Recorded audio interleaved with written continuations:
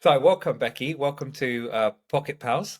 Um, and just to introduce Becky, she's an accredited meditation teacher from the British School of Meditation.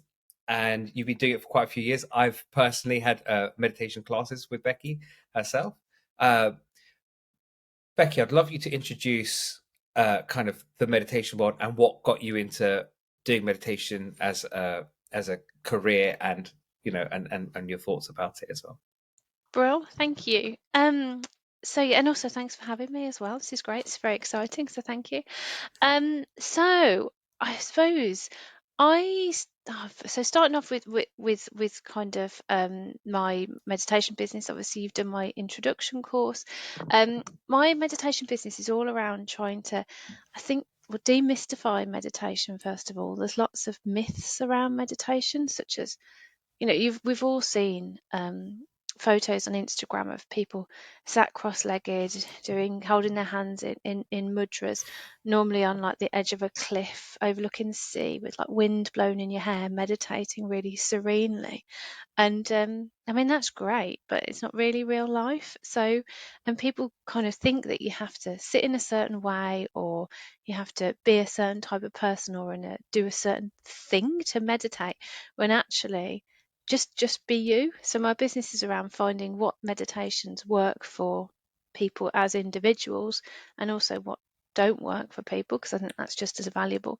But also around making meditation accessible as well. So is there, have you got 5 minutes while you stood in the supermarket queue that you can just check in with your body and do a body scan? And I think those little interventions can make a difference to your day. So my business is around demystifying meditation, making it accessible, but also giving people tips and hints that they can use in their kind of day-to-day life as well, to sprinkle meditation in, because I think that's really, really valuable as well. So, and Just in really terms, quickly, oh, what sorry, is a Dev. body? Oh, sorry, that's okay. Really quickly, so just for listeners, what is a body scan? So a body scan is where you start off either at the top of your head, or you start off at your feet, and you just check in with different parts of your body. So if you're starting at the top, you might think, checking in with the top of my head, with my forehead, think about my eyes, my nose, my mouth, my chin, my neck, how my shoulders, am I holding tension? And you move your way all the way down to the floor. Or you can do it the other way around as well. So start off at your feet, and either way works just as well. And it's just about checking in. So it often happens at the end of a yoga class, that people will do the teacher will lead a body scan, just to kind of reground you and bring you back into the present as well. So yeah, it's about checking in, and I think it's a really nice one to do. If you stood at the photocopier at work, you can just do it really quickly and just like whoosh, whoosh, straight up, straight down, and it's just having a little intervention in your day, which can connect you back to your body, or connect you back to your breathing or yourself, or take yourself out of your thought pattern, and just have a bit of a reset, really. Yeah, and like in terms of like meditation, so like what benefits do meditation what benefits have you seen, and what benefits have you seen in other clients as well when they do meditation? Oh, loads, and they vary person to person. So they're very personable, for personal. I don't know why I can't say that word, Dev. Personal. Why is that such a struggle? Person. Um, But and it so that I depends hate when on. that happens. I know, it's just like, why can't I say this word that I've been saying all my life? So it depends on individuals, really. So you can get different benefits from it. So some people will find improved sleep, improved concentration. Some people will just have calmer thoughts, be more relaxed, less stressed. There are millions of different types of benefits, and but they ebb and flow depending on where you are in your life, what's going on in your life that day, how much you've been meditating, how regularly you meditate. um, for me, meditation is a way of just bringing down my stress levels and bringing down my anxiety levels. um, which doesn't always work. It's not a quick fix and it's not a cure-all, which some people think, I've meditated once, why aren't I really calm? But with everything, you have to keep on, building it up. And it's just a way of kind of calming down. So I came to meditation because I had a job which I was working 60-hour weeks and it was really stressful. So long hours and a really stressful job isn't the best combination of things to have. And I applied for voluntary redundancy, got the voluntary redundancy, which was great, but then didn't have a job to go to. So I was then had all this like adrenaline and all these like this stress still carrying on, even though I didn't have a job, so I had nowhere to channel it. And I became quite poorly. And my mom had said, why don't you try meditating? And I was like, no, I'm not going to do that. How the hell is sitting for a few minutes quietly going to make any difference to how I feel? And I was really skeptical. And she kept on saying, why don't you try meditating? And I just thought, oh my God, I'm just going to have to just do it just so she doesn't mention this again because I don't want to hear it anymore. And I did a 3-minute meditation and I felt like probably 1% better. And I thought, oh, maybe mum's right. And the next day I did another one. I was like, okay, I'll take another 0.5% or 1% to feel a bit better. And then by about day 5, I was really hooked, and I just thought, oh, why haven't I been doing this for years? And it just centered me and brought me down. So yeah, mum was right. And then going from that, from just meditating to actually making it a career, what made you decide to jump in from like meditation to kind of career? Oh, so I'd been meditating, I don't know, on my own for about 4 years, and then I went to a meditation and yoga retreat over a weekend, and I just had this thing of, I want to do this. I just want to do this, and I loved it so much, and I loved the retreat, and I just thought to myself, this is exactly what I want to do. I want to give this a go and see if I can do it. And then I spent the next kind of, I don't know, probably about 5 or 6 months exploring it and finding out what courses you can do and who you can do it with. And then I found the British School of Meditation, and they just felt right. And you got qualification, and it was a 6 month course, which was really intense. You had to do almost like an exam. You had to lead meditations, you had to do a presentation, you had to do loads of essays, and it just felt like that was the right course to do. So everything kind of fell into place then. So I ended up doing that, and then leading and I thought, well, even if I don't end up teaching, I will have learned loads of interesting stuff. And then I led my first class, and I was so nervous. I was so nervous, and I was really worried. Weirdly, thinking about it now, I was really worried about what I was thinking, I don't look like a meditation teacher. Am I wearing the right thing? Am I doing this right? What about people? I'm not wearing any like prayer beads or anything, or mala beads, and what do I look the part? And I got into my head about this ridiculous thing, and then it kind of hit me of like, yeah, but you don't have to do any of that stuff, and that's exactly what your business should be about demystifying it. And it was in that first class that I thought, this is the route I'm going to go down, because before that I was kind of looking for a direction, and then it fell into place, but based on my own experience of, well, I don't have to do any of that, but people think I should be doing, oh, I think at least that Mm. people think it should be I should be X, Y, and Z, but actually I'm just me, and that's fine. So other people come into meditation are just them, and that's fine too. um, and then by about class 3, I'd kind of settled. I settled without feeling like, oh, what am I doing? What's going on here? And had some lovely feedback. And I thought, you know what? Actually, this is all right. I'm gonna go for this, and it's been great. It's been absolutely fab. I love it. I feel very, very lucky, very privileged to be able to share meditation and that space with people as well. So yeah, it's fabulous.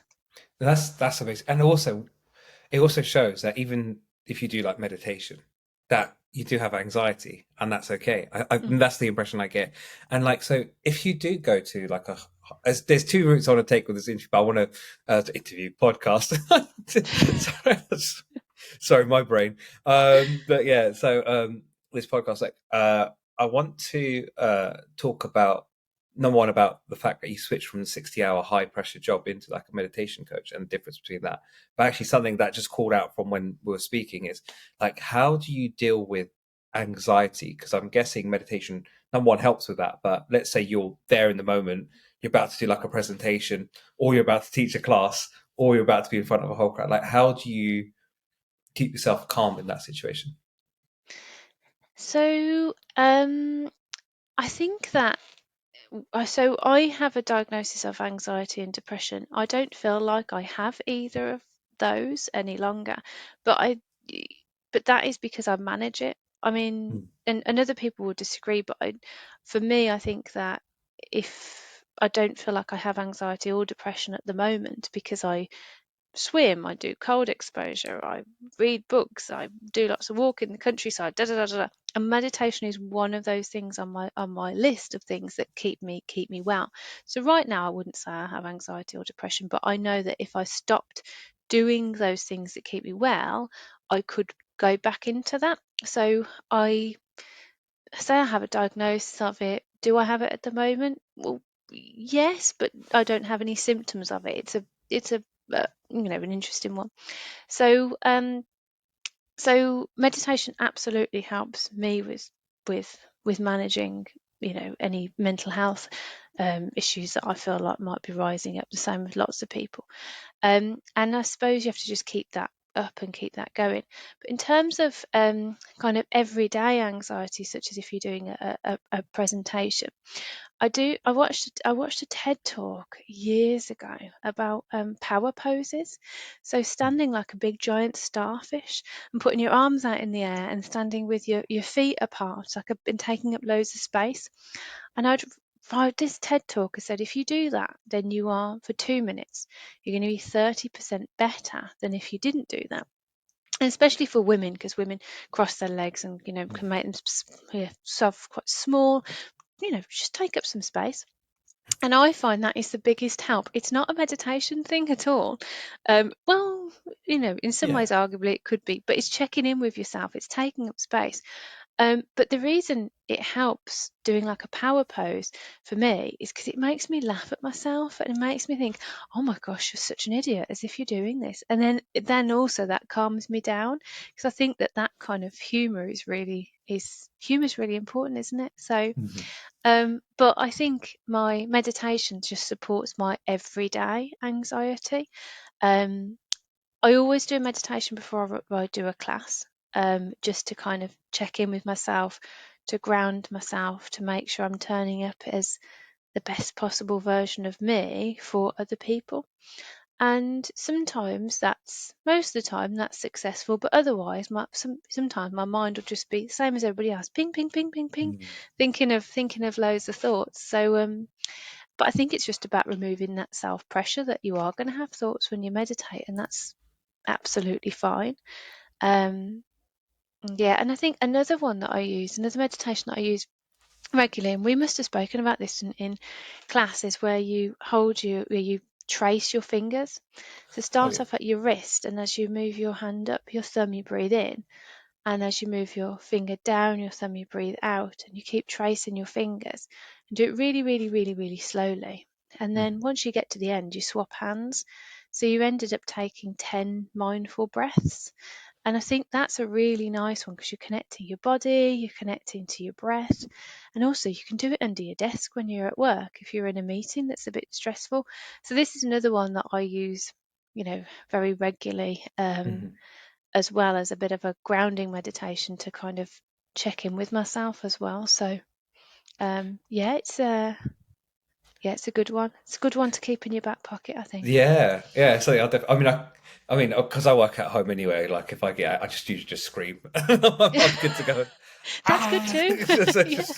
just look at the cows outside, and they just like tell them off, and talk to my Yeah. dog. My dog's my therapist. So, but actually, there's something you mentioned.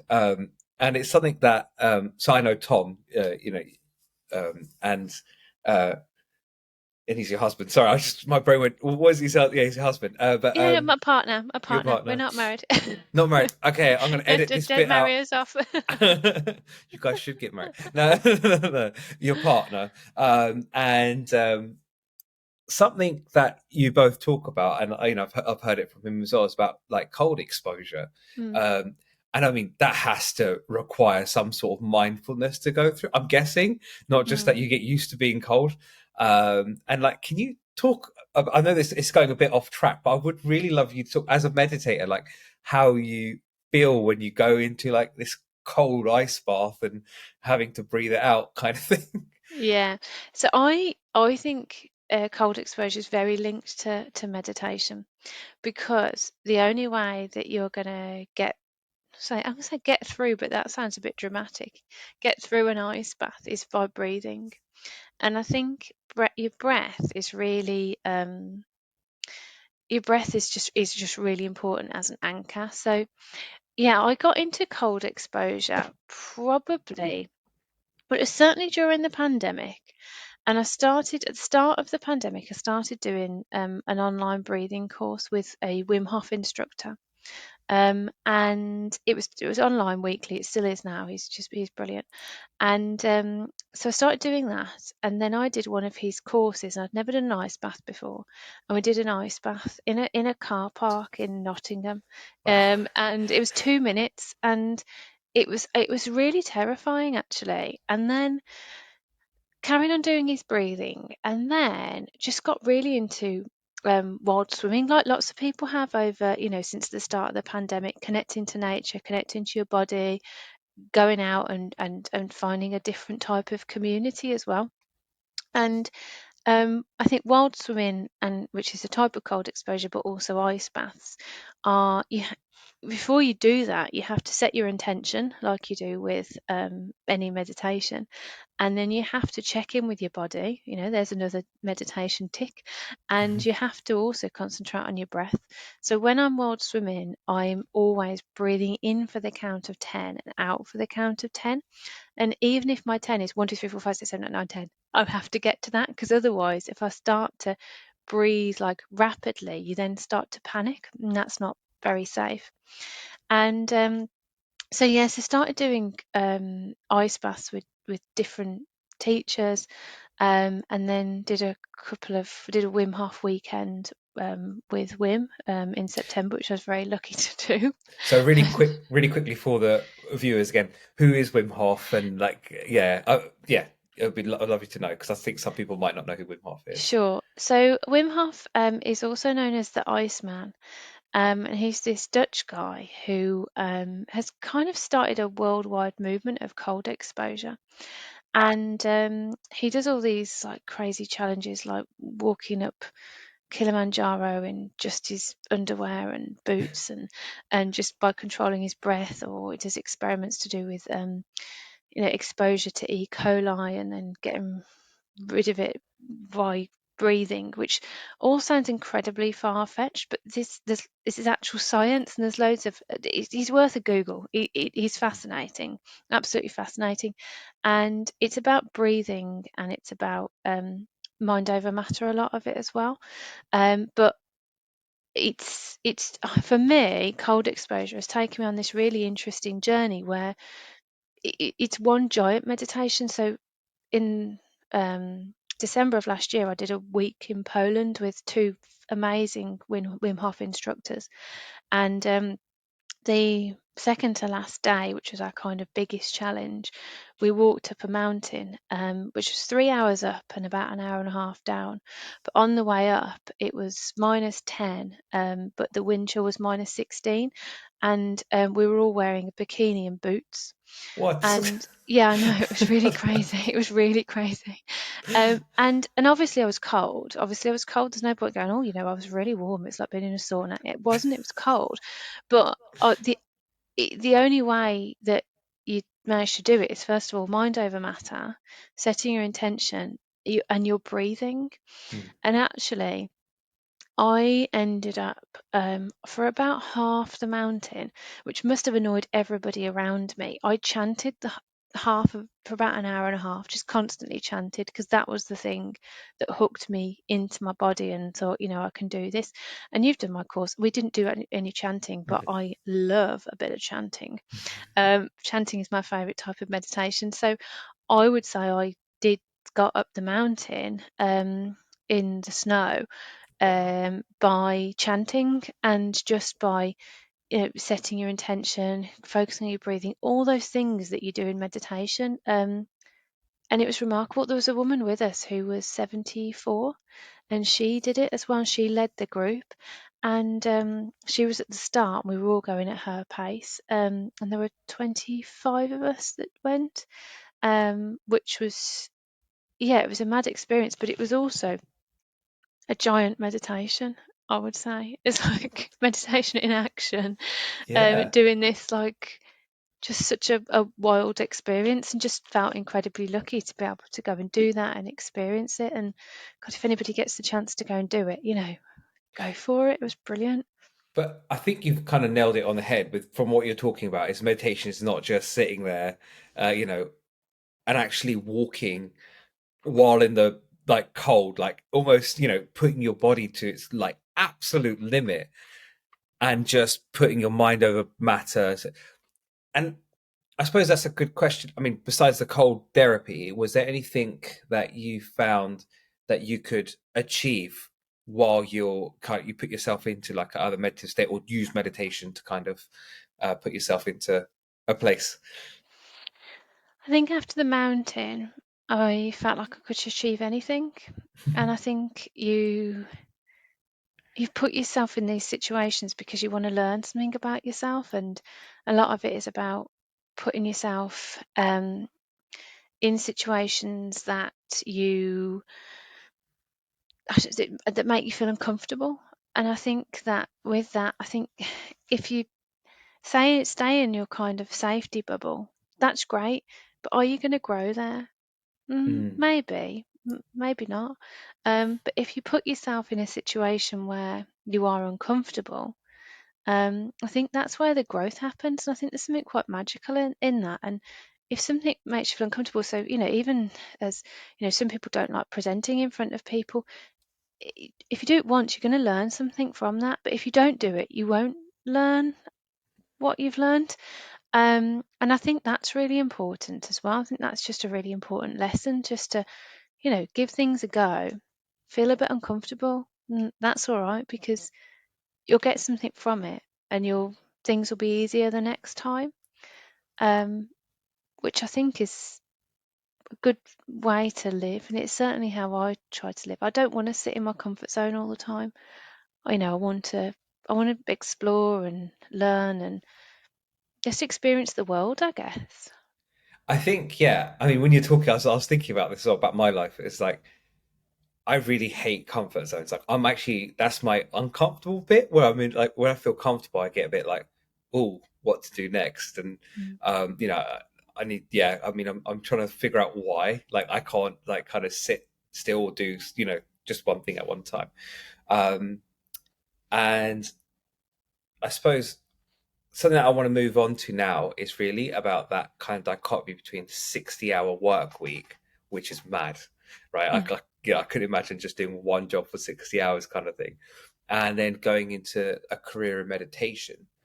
What are the differences like that you find that running, and this is, even if it's not just about, what's the difference between like being self-employed and working X amount of hours for yourself and working 60 hours for, something else essentially that you didn't quite uh, I'm assuming wasn't quite your calling, so Mm. to speak.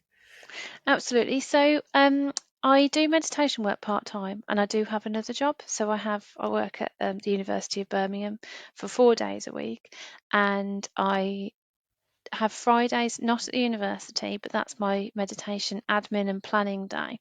And then I work a couple of evenings a week, or I might work for a weekend.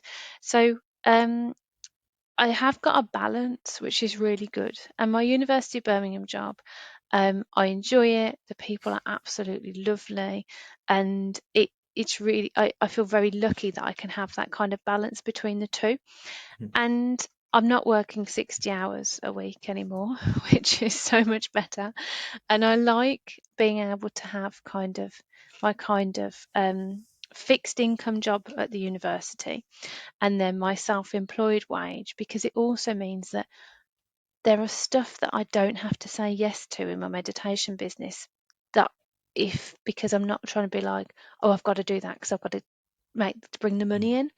And there's a lovely freedom in that, and I feel lucky to be able to do that. That actually what I can do with my meditation business is I can say yes to opportunities, and I can play and explore without that kind of money pressure. And of course, I'm not running my business for free, but at the same time it means that I can take a risk and take a gamble, and there's a lovely kind of freedom in that, without feeling like, oh, I've got to do that because I've got to take that job even though I don't want it, because I don't want meditation to become something that is as like a chore or anything. So Stressful. yeah, yeah, I do, yeah, because yeah, with the irony of that though, it's like, why would I do that? So I have work Monday, Tuesday, Wednesday, Thursday at the university, work some evenings, but and then Fridays and sometimes at the weekend. But it doesn't meditation work doesn't really feel like work. And I think that's because I really enjoy it. I don't know how many hours I do a week. I haven't worked it out because um it doesn't feel like work, and that's just so lovely. Um, yeah, I feel very kind of lucky for that, really. I think that's important as well. Like if you're enjoying what you're doing, like you don't have to. That's when I notice when people mention the amount of hours they work, there's a level of stress because you're like, I have to work this many hours, and then I get my wage, and I it's a rat race. I've done my 40 hours. I Mm, deserve this much break. I didn't. Whereas if you're like, I'm enjoying my job, and I don't care how long it takes, it doesn't matter because that's kind of what I was kind of gearing towards. Because I could imagine running the meditation business, doing the admin will probably take more than 40 hours, and then on top of it, you got your part time, right? mm. And so you must be doing more hours, but you're having more fun. That's kind of Yeah, yeah. I, So yeah. I probably am doing more hours. I probably am, but it doesn't feel like it, and I think that is such a difference and such a yeah. It's really I feel very lucky for that. I'm also doing which is also adding to my kind of, I suppose, hours of work, but I absolutely don't see it like that at all. I'm training to start leading. I'm going to use the word ceremonies, but I'm not sure if that's the word I'm going to settle on. mhm, But for the purpose of this, I'll use the word ceremonies. I'm training to lead cacao ceremonies at the moment. okay. So I've done the first half of my training, and then I'm going to do the second half 3 months later. So that'll be in July. And so that is also taking up time as well, because I'm doing a lot of reading and I'm doing a lot of practices and a lot of uh, connecting to cacao by myself and for my own practice and stuff. So, but equally, that doesn't feel like work. It just feels like a real kind of joy. Yeah, and for the listeners, what is cacao? And what is a cacao ceremony? Okay, so cacao is a plant medicine, and so I suppose in kind of it's been used for thousands of years ceremonially, and uh, predominantly in South America, and but also there is evidence in other places such as Africa as well, and it's been used for about 4,000 years ceremonially. In kind of layman's terms, and it's a lot more complicated than this, it's a drink which is based on chocolate. So it's Mhm, really delicious. And but to say it's a drink based on chocolate kind of simplifies it a hell of a lot, because there's a mhm. hell of a lot more going on with it as well. So it has loads of really positive benefits to you, loads of health benefits, loads of people use it for pain relief.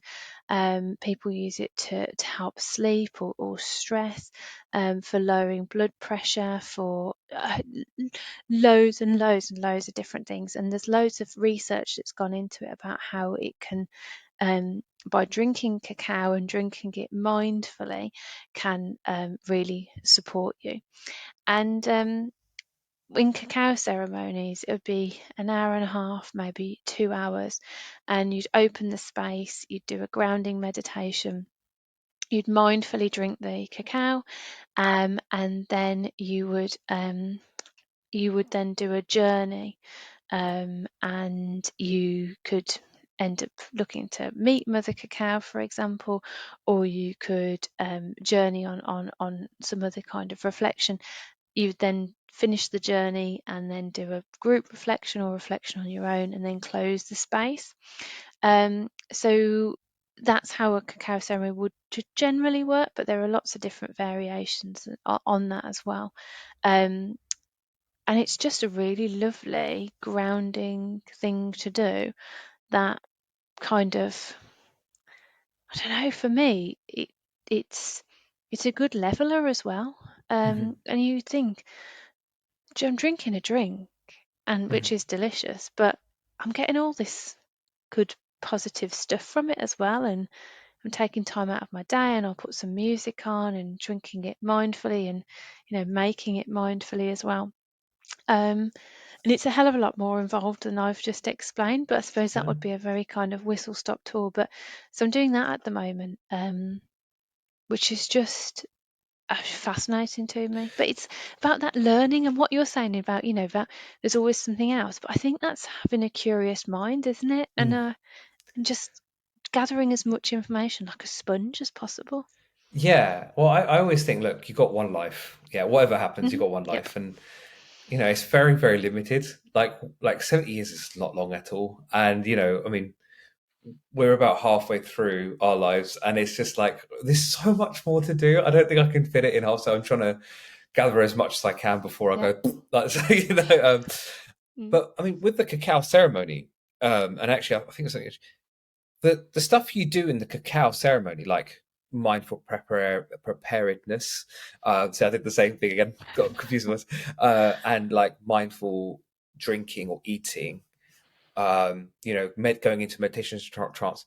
Could you not do that with any meal or any drink, so to speak?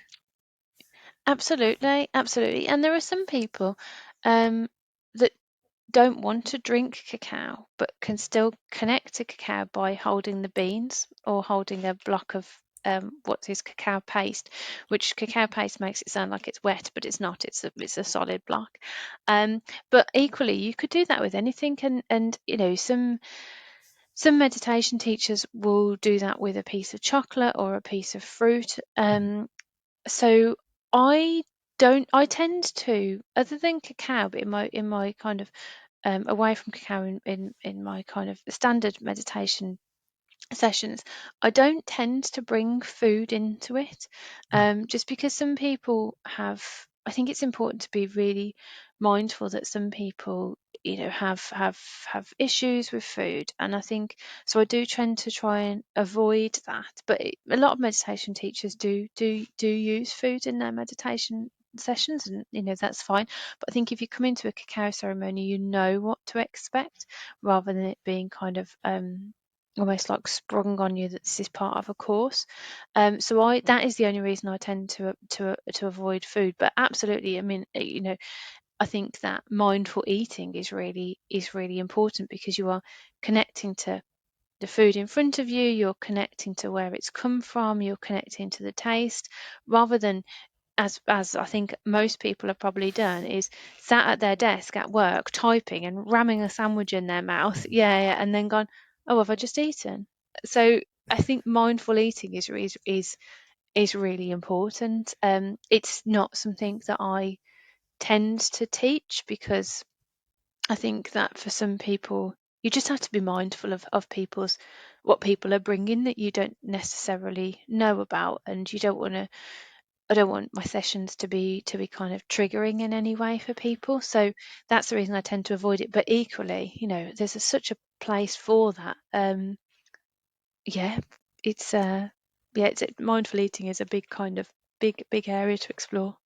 Yeah, I mean, sorry, it's something because I used to be quite a big kid, and so like I do sometimes fall into that habit of just eating, and I'm like, oh, I'm not really thinking about the food that's going down my system. So Mm. that's why there's a selfish kind of thought, like, actually, even with these ceremonies, like you could, where you're being mindful, you're thinking, you're connecting with something. You could do the same with food, but with sorry, I'll just bring back myself into cacao, and then we'll go back onto meditation if you want, or whatever you That's want. right. It's all good. What are the actual benefits of having cacao? And sorry, and this is me being really dumb, but is cacao like chocolate? Is it from the same place or? Yeah, it comes from the same origins, but it is prepared differently to chocolate. And cacao can be quite bitter, so I tend to mix it with other things. So I put a little bit of honey in there. I also put a little bit of peanut butter in there because I think it thickens it up, and I think the contrast is really nice. And I put a little bit of vanilla in there, but that's if I'm making it for myself. But other people would put kind of coconut sugar in it. And then what you do is you'd put kind of I suppose some like decorations on the top. So I've been putting bee pollen on top. So it looks like little hundreds of thousands, but natural ones that aren't full of like Maddie numbers or anything. Or maybe some goji berries or some edible rose petals, because it's all about that kind of appreciating the cacao and what you've got in front of you. And then it's about connecting into that drink as well, and smelling it. What does it look like? What does it taste like? And then what you can do at the end, and some people doing this in their sessions. I mean at the moment I'm not entirely sure what route I'll go down, and I think it'd be decisions based on the group. But some people, after you've drank cacao, because you've got remnants of it around the cup, end up looking at the cacao and seeing what pictures you can see, a bit like tea leaves, I guess. Hmm. And then oh, that looks like a unicorn, for example. I don't know, just don't know why unicorn pops in my head, but um, and then other people, I was talking to somebody who leads sessions, and she was saying that when there's cacao left at the bottom, one of her classes that she runs, everybody puts it on their face. They like draw pictures of like on their face, because she said the class is quite an, I suppose like quite an eccentric class, and they just kind of go for it and go, well, you know what, I'm going to put some patterns on my face in the cacao as like a further way of connecting into it. Which sounds quite fun, but I don't know if I'll end up doing that. But it's quite a nice idea though. I, I mean, it's face masks, right? I mean, people put all sorts of stuff on their face, but Yeah. I mean, like, um, do you find that when you're like having cacao that it relaxes you? Also, sorry, another thing that I would like to ask, and it was on top of my head, and what are the? I mean, do you know the actual health benefits? Like, are there besides just the meditation part? Are there actual like physical health benefits, like high potassium, high magnesium, or something? Yeah, it's got more calcium in than cow's milk, which is great. I'm vegan, so I don't have cow's milk, and calcium, can be a bit tricky for vegans, but actually it's got more calcium in than cow's milk.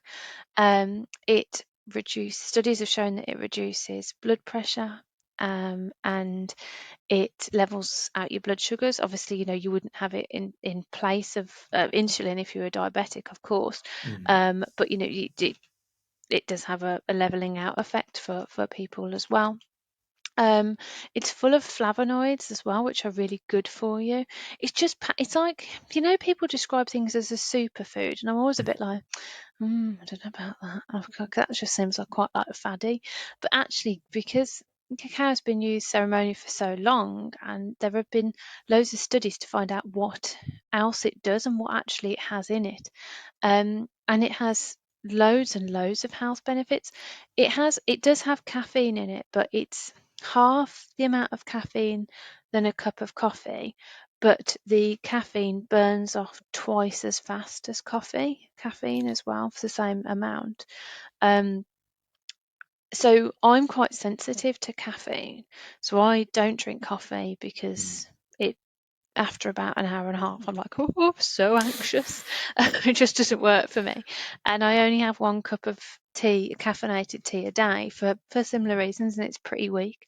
But actually, I had a cup of cacao probably about an hour ago, which I'd never have a cup of tea this late at night, but it won't affect my sleep patterns either. So I think people who have a sensitivity to caffeine, like I do, then it doesn't have that same effect, which certainly doesn't on me, which is really nice that you can kind of have a comforting drink, which will, especially after dinner. So I had it after dinner to kind of, because it aids your digestion as well.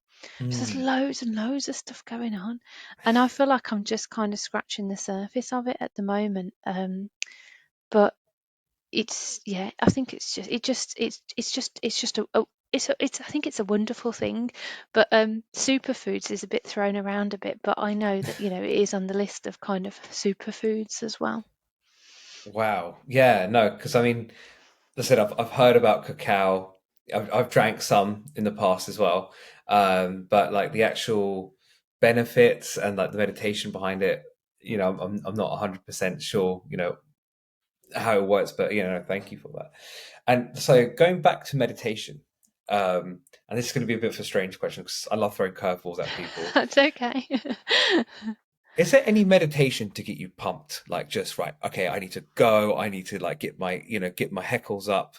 Bang. Is there any kind of meditation like that? Yeah, I would say a breathing meditation would probably do that for you, and deep breathing meditations.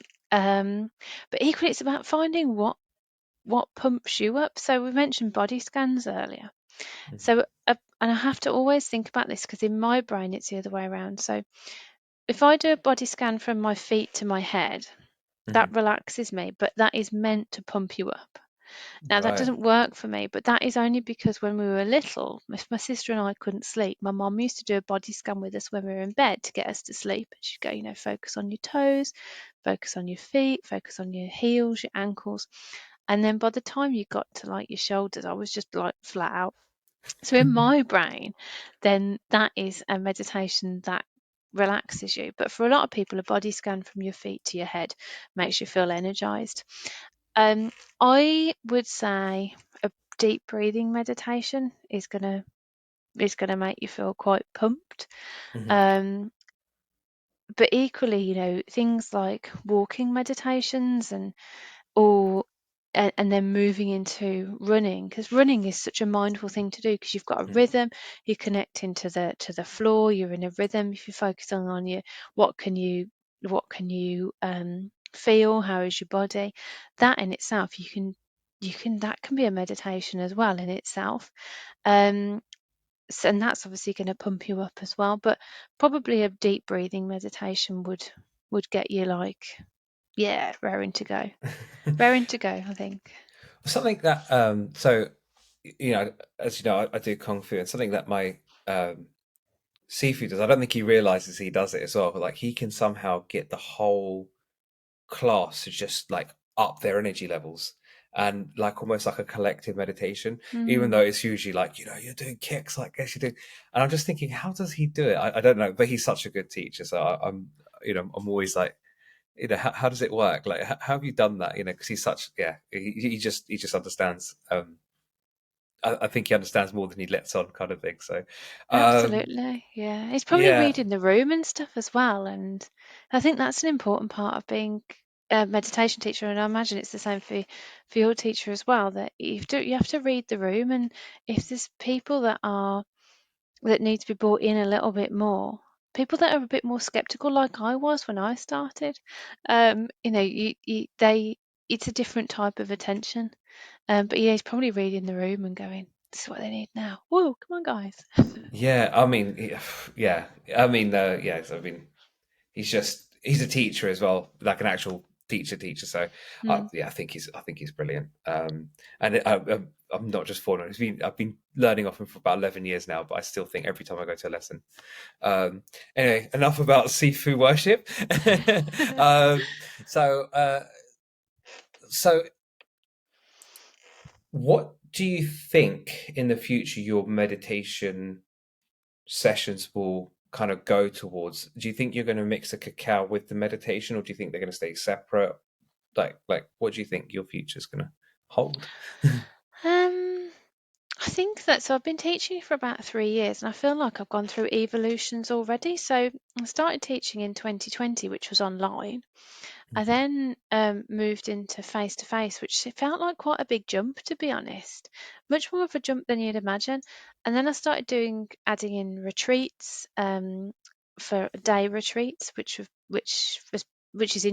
really interesting because you've got Mm, people for an entire day, and you can see changes of how they are for the day when they turn up to when they leave. And then I think that what I'll end up doing is keeping the cacao and keeping the meditation separate, even though there are, definitely crossovers.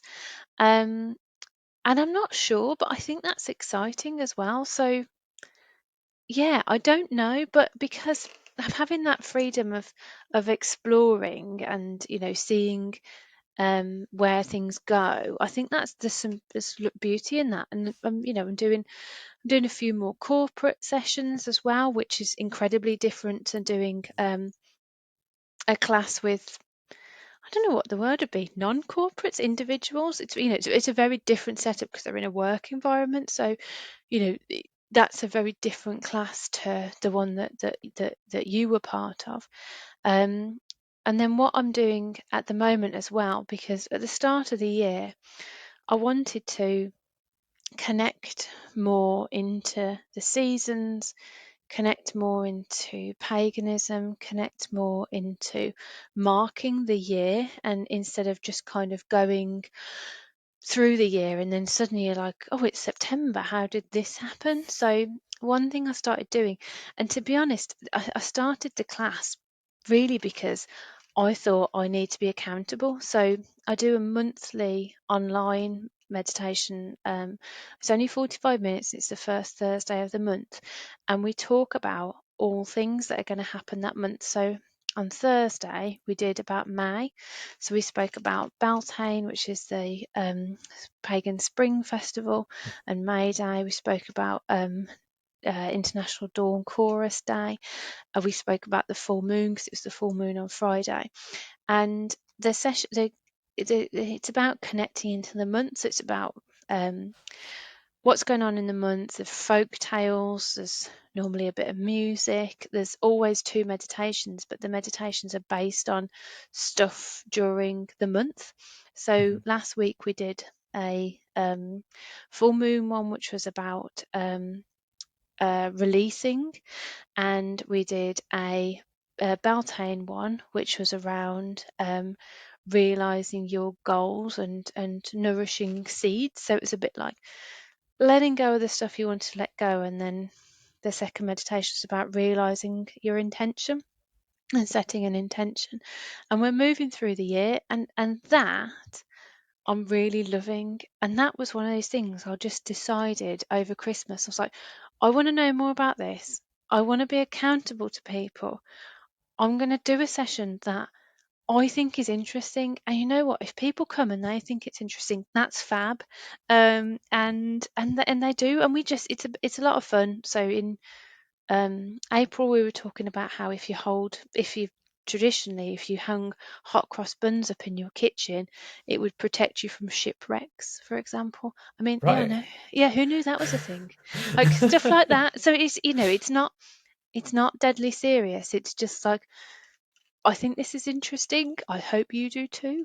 And we go Yeah. from we go month by month in that, and that in itself has been an unexpected but very fun part of my month. I was about to wrap up the podcast, but actually, I want to talk about this. This is really interesting. What is paganism? And I know that sounds really like kind of, but actually, when I was 17, I've kind of done research. I kind of know, what it is sort of. When I was 17, I was like, oh, it's just witchcraft. That was the perception when I was a kid. But I'd love someone who, who's kind of immersing themselves in that world. Like, what is paganism and what's it about? So I'm absolutely no expert. I feel like I'm at the start of my kind of um, pagan journey. But I'm really sorry for any pagans that are listening that if I'm just about to make a massive mess of this, but I can certainly tell you what it means from my perspective. Um, so paganism is an age-old religion that predates Christianity, and lots of the festivals that happen, Christianity kind of went, oh yeah, we'll hook something around that, such as um, summer solstice, winter solstice happening on around the 21st of December, and then obviously then Christmas happens on the 25th of December. So there was already a celebration to mark the solstice, and there's every 6 weeks there's a pagan celebration which marks the turning of the year. So it might be the spring equinox, it could be Beltane, which is the 1st of May. It could be Samhain, which is at the same time as Halloween. So there's like things that are hooked onto it. Mm. And it's really about connecting to nature, connecting to stuff around you, connecting to equinoxes and connecting to seasons, and moving through the year in a really mindful way. And that's what I'm getting out of it at the moment. But I am at the start of my kind of pagan journey. I've been reading a lot of books around. It's interesting you mentioned about kind of witchcraft.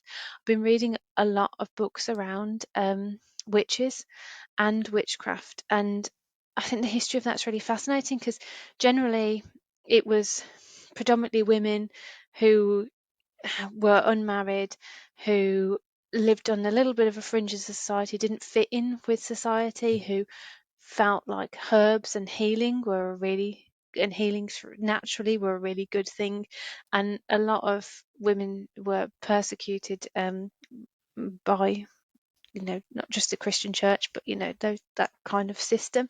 um and I think that is, especially being female, I think that's just a really interesting thing because actually I really agree with those kind of healing through natural remedies.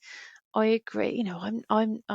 I'm not married and I'm in my late 30s. Like, oh, shock horror. It's like, I mean, I you know. literally, the agent's fifth of me was like, you should get married. Yeah, I see what you mean, kind of thing. So, yeah. So that's it's and I just think that, so I've been reading a lot about witchcraft and about how people use witchcraft to kind of connect into nature and connect into themselves as well. And I think that's really interesting. And there are loads of fascinating people, but predominantly women in the sphere at the moment who are doing some really great stuff. I've read lots of books by a really interesting author called Jennifer Lane, who's just um, she really liked witchy stuff when she was growing up, and then she kind of thought, "Oh, I can't really do that. Everyone's going to think I'm weird." And then in her 20s, rediscovered it, and I feel like I've got a lot of more confidence about, like,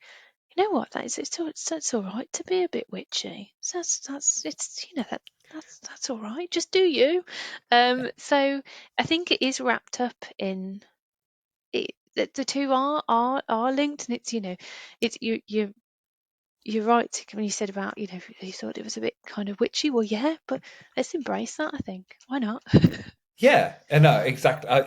There should be no judgment to like how that world. And actually, I think the way I approached it when I was younger was from ignorance, and then me setting a rule from what I've been taught. And actually, I think that's really important to break, if that makes sense. So, Mm, absolutely. We had a Halloween party, and in November, October, end of October, and I changed it into a Samhain party, and I got my group of friends to make some spell jars, and I think people were a bit like, what's Becky getting us into? But everybody left with a kind of spell jar, and then since then I've been around to the same friends' houses, and they've got them stored away as well, which has been really nice, but without being like, oh, Becky's coming around, we need to put that out. They're Mhm. like, they are out, and they're part of kind of like their kind of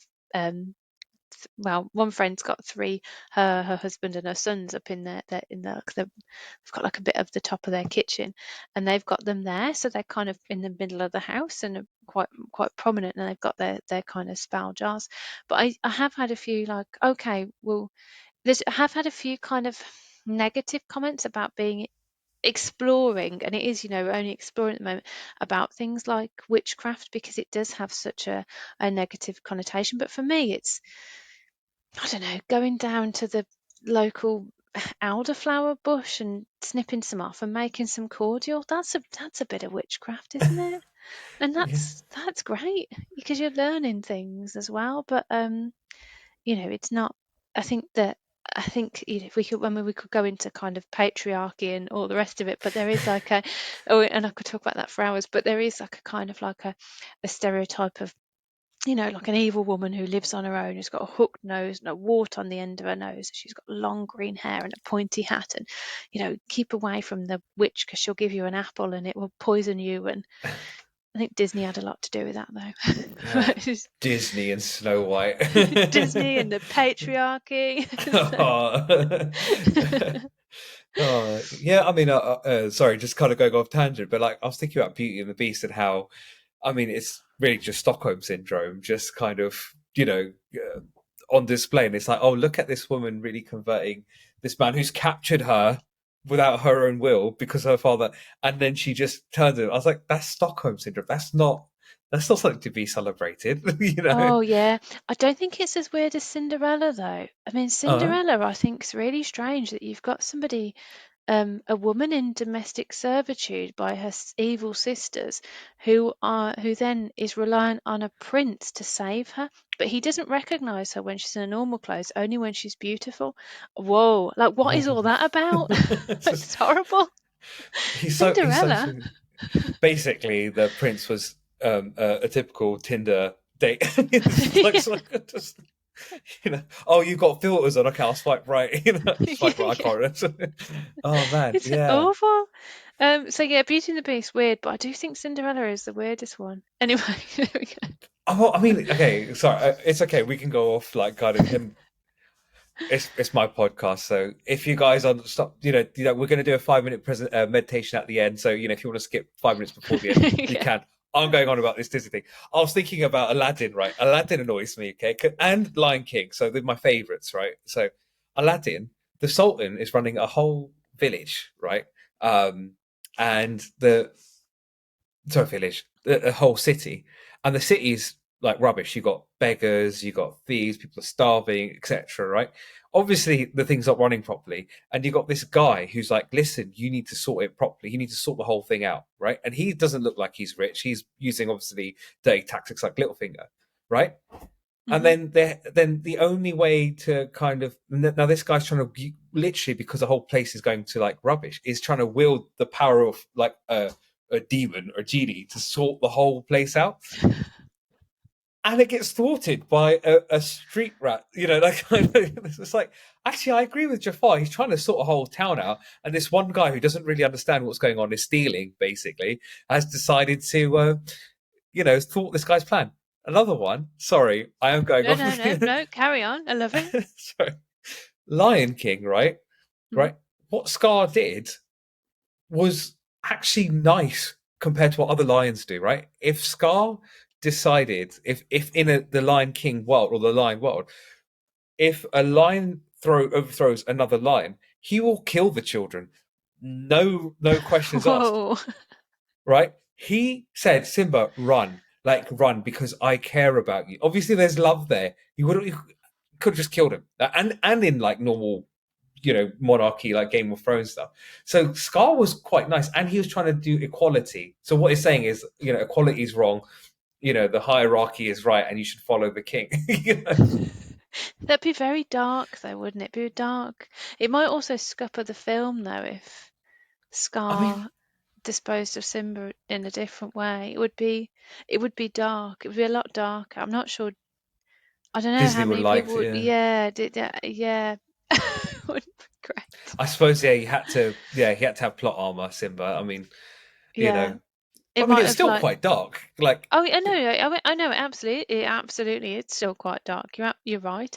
I mean, I know a couple of years ago, Frozen was hailed as like a Disney going feminist. But I mean, they're both the princesses have like these itty little tiny little waists and these big massive almond shaped eyes, and you're like, what? Really?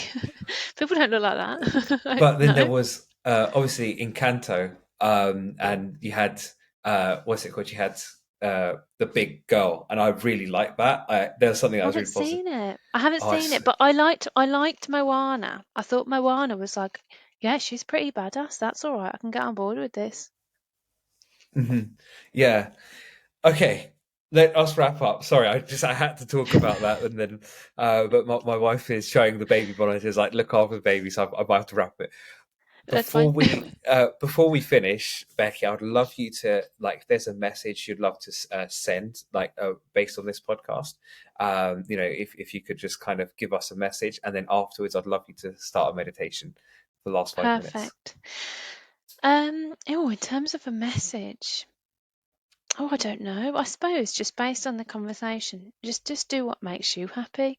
And whether that's, the type of meditation or how you're going about it or what you're learning or what you want to explore or whatever else, just do you, I think I would say. That's great. And yeah, I would love to start this meditation. And when you're ready, yeah. Lovely. So, just before we begin, there are lots of myths around meditation, and one is how to sit. We mentioned this earlier. So, if you want, everybody would like to sit with their feet flat on the floor, on a high back chair, maybe a cushion at the small of your back, relax shoulders, hands on your lap, if that's comfortable for you. If not, just adjust it to your body because all of our bodies are different. But don't feel like you have to be sat on the floor in a lotus position. If that works for you, then brilliant, do it. And then another myth is around what to do with your thoughts. So you will have heard that in meditation, you need to stop your thoughts, you need to clear your mind, you need to push your thoughts away. You're going to have thoughts when you meditate. You might have 5, you might have 50, you might have 500, and that's totally fine. It's what you do with those thoughts. So as soon as you realize you're thinking, acknowledge the thought, gently let it go, and come back to what we're focusing on. And don't put that self pressure on of like, I'm not doing this right. You are. You're doing it great. You're just doing it your way. So, if you want to get into a comfortable position, what we're going to do is we're going to do a short breathing meditation for about 5 minutes, um, where we're just going to, when you breathe in your head, you'll say, I am breathing in. And when you breathe out, I am breathing out. And just say that in your head.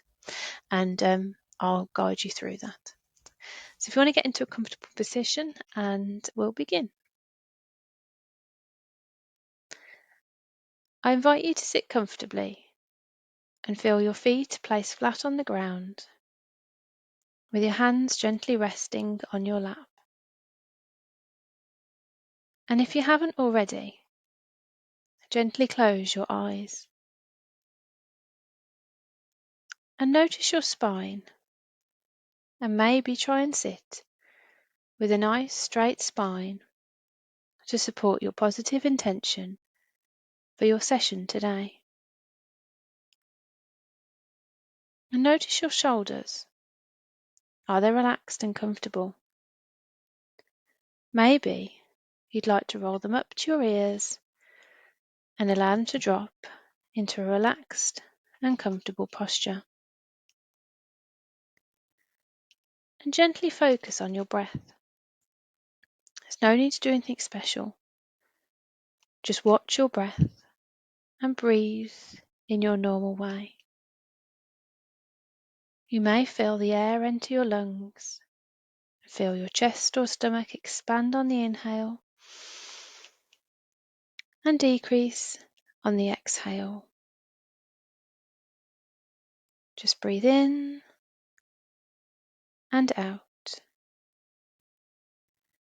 in and out, and gently focus on this for a few moments on your own.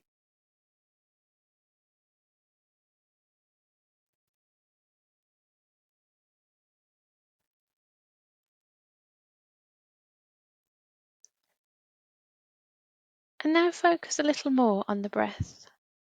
And when you're ready, silently in your head, begin to say, I am breathing in on the in-breath, and I am breathing out on the out-breath.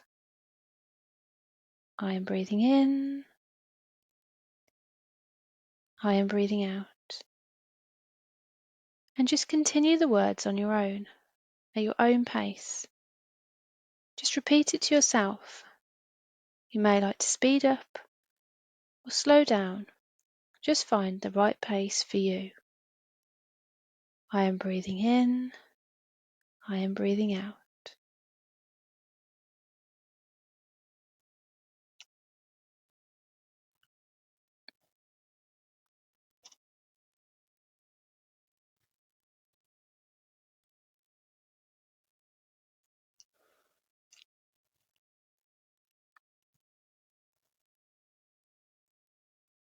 And if your attention wanders, just focus back again on your breathing and the words. And if thoughts enter your head, try not to get engrossed in them. Acknowledge them and gently let them go, bringing your attention back to your breath and the words. I am breathing in, I am breathing out. Just continue the pattern on your own, at the right pace for you.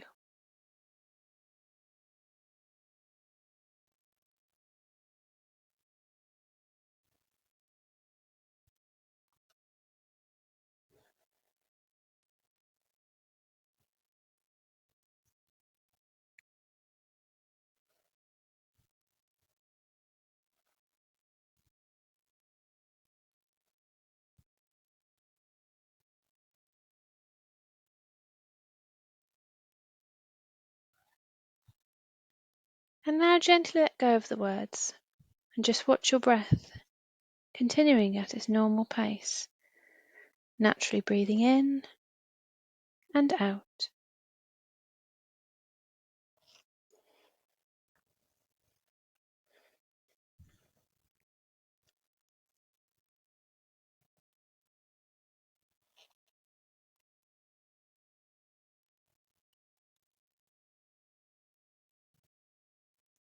And keeping your eyes closed, move your attention away from your breath and begin to notice any sounds around you.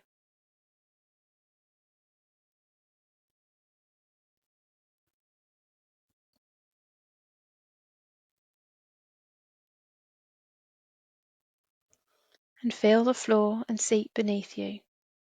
And feel your clothes against your body.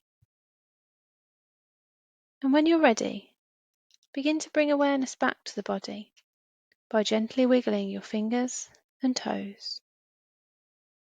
And when you're ready, gently open your eyes.